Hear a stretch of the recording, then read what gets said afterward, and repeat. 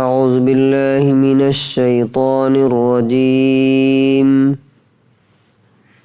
بسم اللہ الرحمن الرحیم ہا انتم ہؤلاء حاججتم فیما لکم بہ علم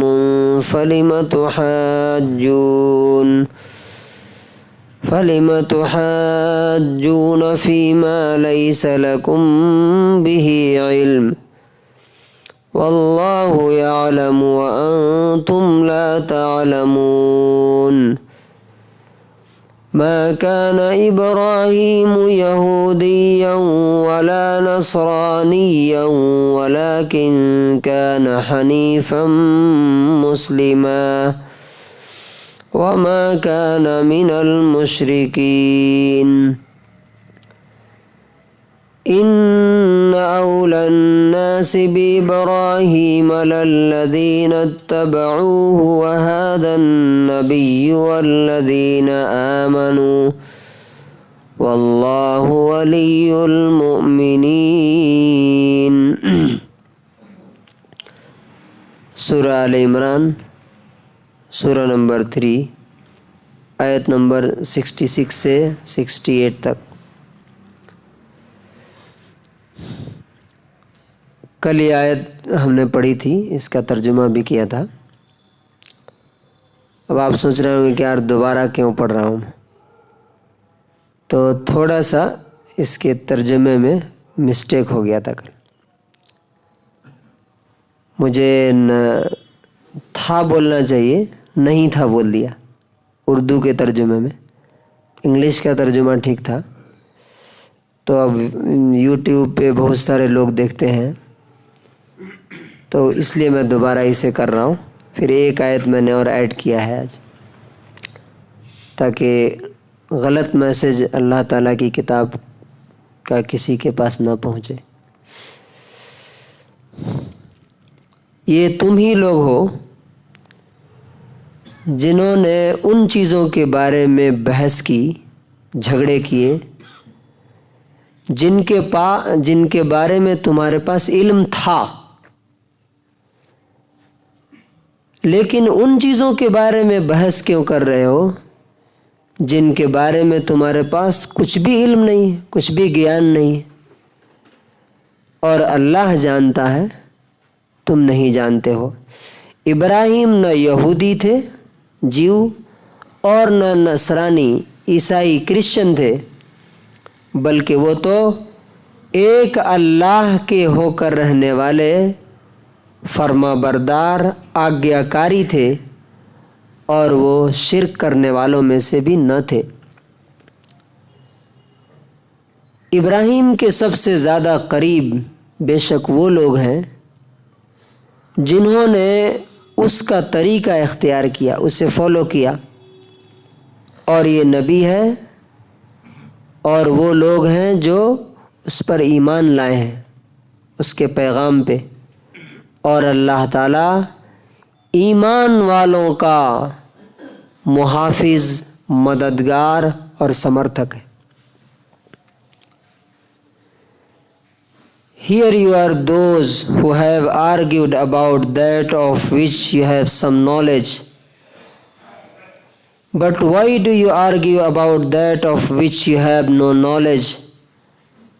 And Allah knows and you know not. Abraham was not a Jew nor a Christian, but he was one inclining toward truth and submitting to Allah, a Muslim, and he was not of the polytheist. Indeed, the most worthy of Abraham among the people are those who followed him, and this prophet and those who believed in his message, and Allah is the protecting friend of the believers. پہلی آیت میں جو بات کہی گئی ہے، یہ تو اصل میں یہودیوں کے بارے میں، عیسائیوں سے بات چیت ہو رہی ہے۔ کہ تمہیں جس چیز کے بارے میں نالج تھا تھوڑا سا، پورا نہیں، زکریا علیہ السلام کے بارے میں تم جانتے، یحییٰ علیہ السلام کے بارے میں تھوڑا تم جانتے ہو، تو ان کے بارے میں تم نے بحث کی، ڈیبیٹ کیا، تھوڑا ریزن بنتا ہے، وجہ بنتی ہے۔ لیکن ابراہیم علیہ السلام کے بارے میں تم جو بحث کرتے ہو، ڈیبیٹ کر رہے ہو، اس کی کوئی لاجک نہیں ہے۔ کیوں؟ اس لیے کہ ابراہیم علیہ السلام نہ یہودی تھے اور نہ کرسچن تھے، بلکہ یہ دونوں مذاہب اور دھرم ان کے صدیوں کے بعد بنے ہیں، تو انہیں کیسے تم کہہ سکتے ہو کہ وہ کرسچن تھے یا یہودی تھے؟ اس سے ہمیں کیا سبق ملتا ہے کہ ہم بھی جب کسی سے بات کریں تو اگر نالج ہے، علم ہے، دلیل ہے، پروف ہے، تب بات کرنی چاہیے۔ نہیں لوگ ایسا کہہ رہے ہیں، لوگ ایسا کر رہے ہیں، نہیں۔ آپ کو معلوم ہونا چاہیے کہ ہمیشہ سے 97% لوگ بھیڑ کے ساتھ رہتے ہیں، وہ ریسرچ نہیں کرتے، اپنا دماغ نہیں لگاتے ہیں۔ لوگ جدھر جا رہے ہوتے ہیں ادھر جا رہے ہوتے ہیں۔ اونلی 3% آف دا پیپل جو ریسرچ کرتے ہیں، تحقیق کرتے ہیں، اپنا دماغ لگاتے ہیں۔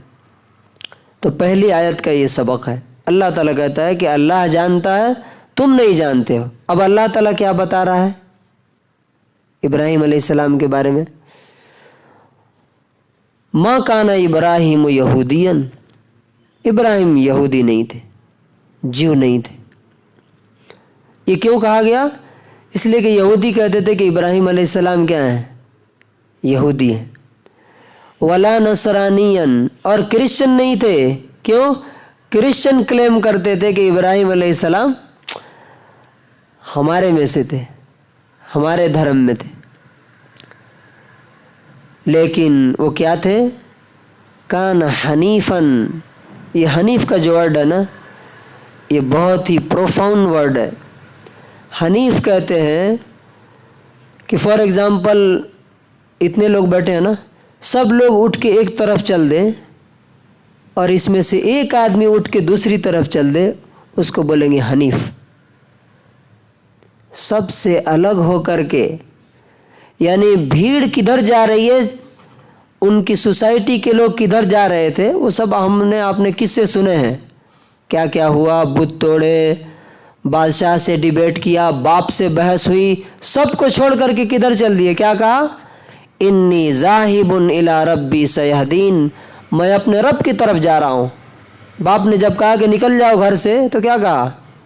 انی ذاہب الی ربی سیہدین، میں اپنے رب کی طرف جا رہا ہوں، وہ مجھے راستہ دکھایا تھا۔ معلوم نہیں تھا کہاں جانا ہے، اب گھر چھوڑ رہے ہیں۔ آپ خود سوچئے، برسوں سے یہاں بنائے ہوئے سب گھر ہیں، کاروبار ہیں، سب کچھ سیٹ ہے نا یہاں پہ، اچانک آپ سے کوئی بولے نکلو یہاں سے، کہاں جائیں گے؟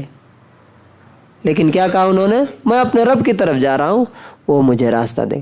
یہ ہے حنیف، کسی کی پرواہ نہ ہو، صرف ایک اللہ کی پرواہ۔ اور مسلمہ، اللہ کے حکم کے سامنے، اس کے آرڈر کے سامنے سرنڈر کرنے والے۔ ٹھیک ہے، آپ نے بولا، کر دیا۔ بیٹے کو کاٹنا ہے، ٹھیک ہے، چھری اٹھا لی، یہ نہیں بولا کیسے کاٹیں گے، کیا ہوگا، نہیں۔